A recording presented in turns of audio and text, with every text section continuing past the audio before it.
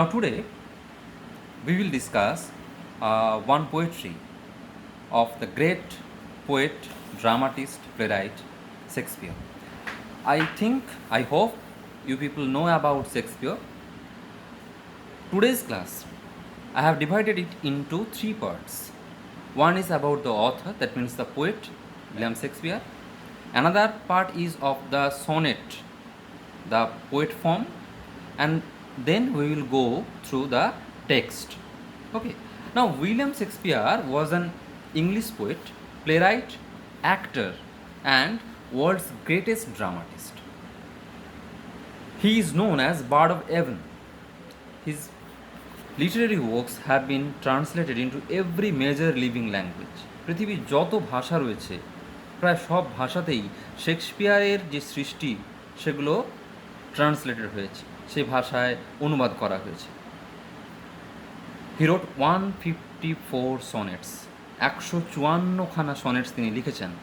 126 sonnets for a fair youth mentioned as Mr. W.H. Now, who was Mr. W.H.? It's a question that has been in ages.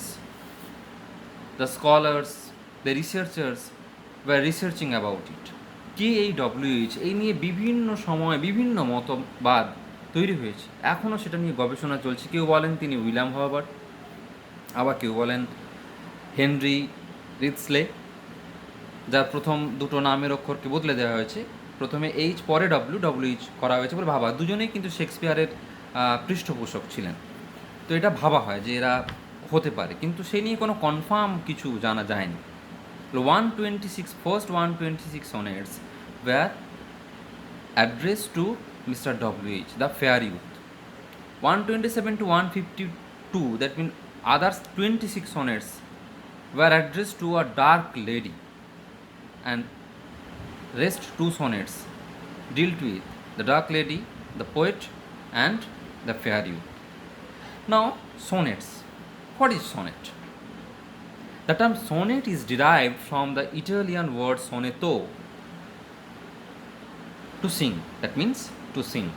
The structure of typical Italian sonnet includes two parts. One is octave. In octave, the poet poses a question. The octave is of 8 lines, and the sextet is of 6 lines, and at that sextet portion, the poet address the question or try to answer it or solve it. তাহলে Italian sonnet বা পেট্রাকান sonnet, যেটা পুরনো form, সেটা 14 লাইনের, প্রত্যেকটা সনেটই 14 লাইনে, সেটাকে দুভাগে ভাগ করা হয়। একটা হচ্ছে অক্টেভ পার্ট, একটা হচ্ছে সেস্টেট পার্ট। অক্টেভ পার্ট হচ্ছে 8 লাইনে, সেস্টেট 6 লাইন। এবং তার রাইম স্কিম ছিল, যেটা আগেকার যে পেট্রাকানা অর ইটালিয়ান সনেটের যে রাইম স্কিম, সেটা ছিল এবিবিএ, এটা হচ্ছে অক্টেভ পার্টের জন্যে। আর সেস্টেড পার্টের জন্য ছিল সিডিই অথবা CDC, 6 line 3 line 3 line 6 line. আরও পরবর্তীকালে সেটাকে চেঞ্জ করে সিডিও করা হয়েছে। ঠিক আছে, এইভাবে বারবার এই রাইম স্কিম পরিবর্তিত হয়েছে। কিন্তু শেক্সপিয়ারের তো একজন জিনিয়াস, তিনি আবার তার মতন করে তৈরি করে নিয়েছেন। শেক্সপিয়ারিয়ান সোনেটে কী পাচ্ছি আমরা? In Shakespearean sonnet we have 3 quatrain, 4 line করে 3টে স্ট্যান্জা, 3 × 4 12, 3 quatrain and a closing couplet, শেষে 2 লাইন ক্লোজিং কাপলেট থাকছে। এবং রাইম স্কিমটাও তিনি বদলে নিয়েছেন। কেমন তার rhyme scheme? A B, C D, E F, জিজি।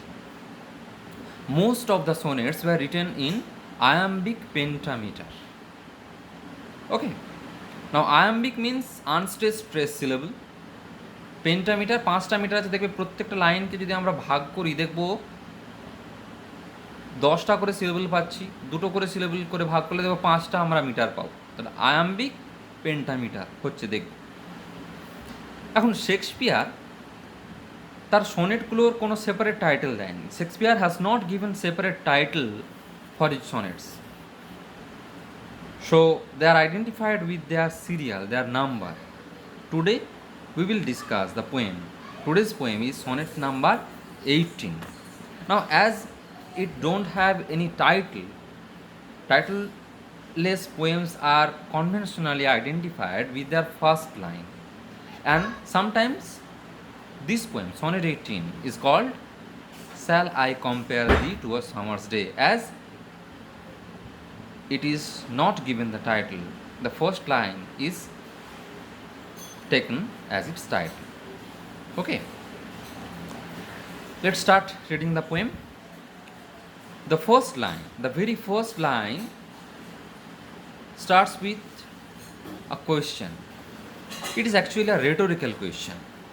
Rhetorical question means, in rhetorical question, it is actually not a question asked to inquire something or to know something. Who is asking the question, he knows the answer also. He actually strongly asserts something. The first line is, Shall I compare thee to a summer's day? The poet here asserts that he is not going to compare his friend's beauty with a summer's day.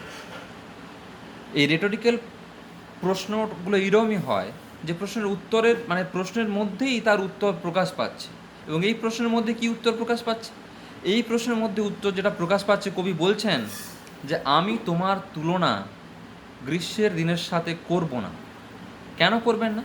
ঠিক তার পরের লাইনেই কবি তার উত্তরটি বলেছেন, তিনি কেন করতে চাইছেন না তার বন্ধুর সৌন্দর্যের তুলনা একটা গ্রীষ্মের দিনের সাথে। তিনি বলছেন, Thou art more lovely and more temperate.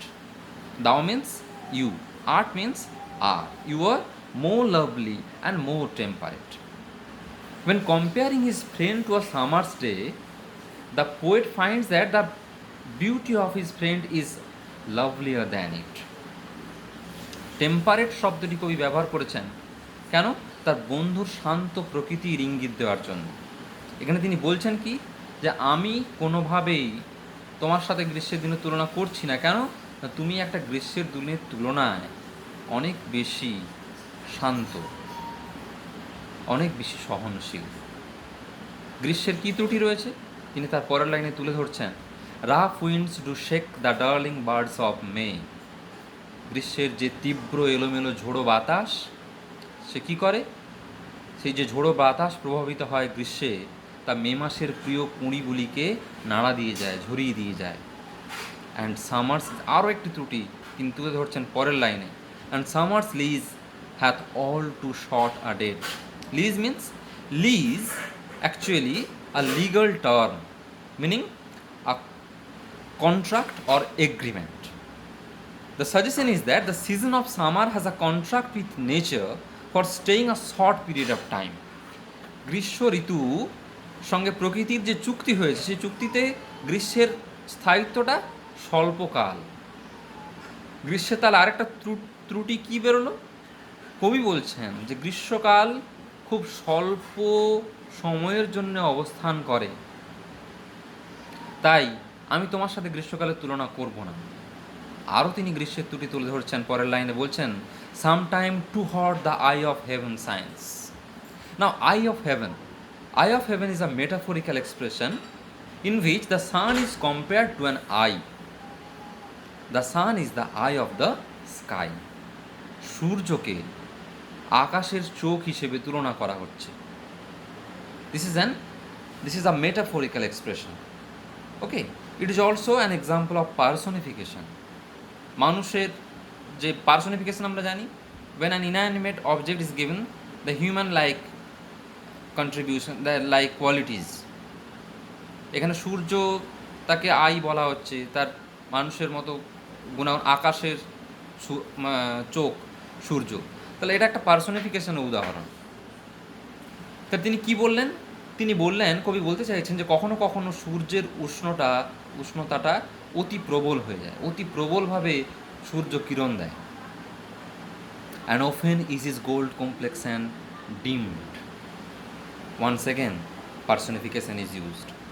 আবার তিনি কি বলছেন? সূর্যের উজ্জ্বলতাটা যেমন তিনি বললেন যে কখনো কখনো বেশি থাকে, আবার পরক্ষণে বলছেন যে সূর্যের উজ্জ্বলতা আবার মাঝে মাঝে সূর্যের যে উজ্জ্বলতা সেটার সাথে মানুষের তুলনা করছেন। দেখো, গোল্ড কমপ্লেক্সান, না, কমপ্লেক্সান মিনস স্কিন টোন, চামড়ার রং।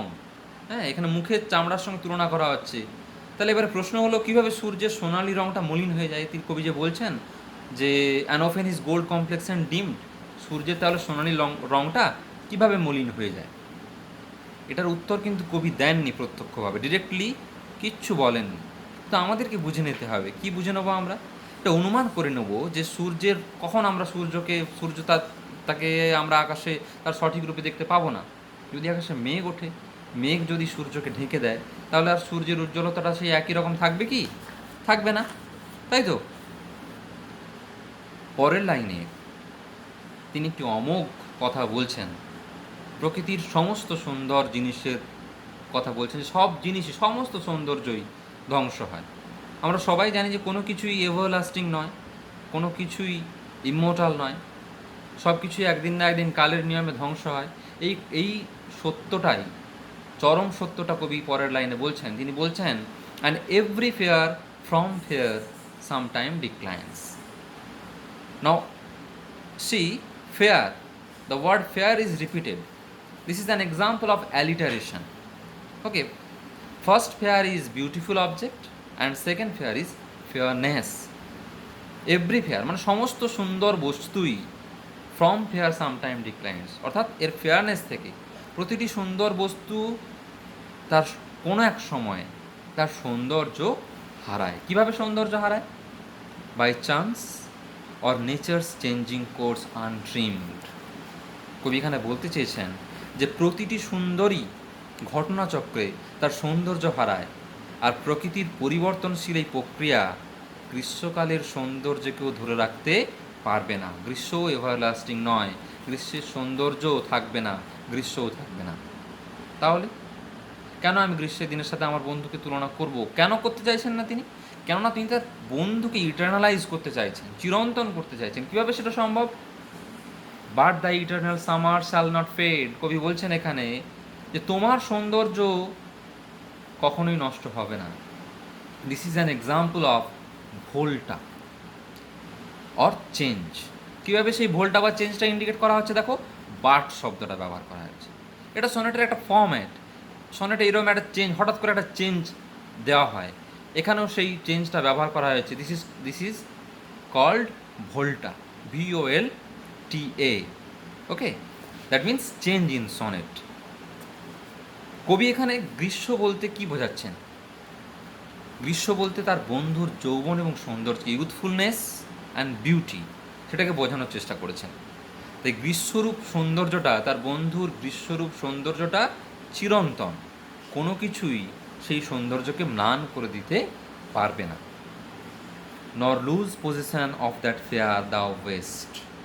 কবি বলেছেন যে তার বন্ধুর যে যৌবনপূর্ণ সৌন্দর্য রয়েছে তা কখনোই ক্ষয়প্রাপ্ত হবে না।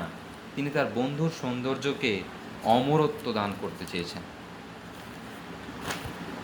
নর শ্যাল ডেথ ব্রেক দাও ওয়ান্ডারেস্ট ইন ইট শেড।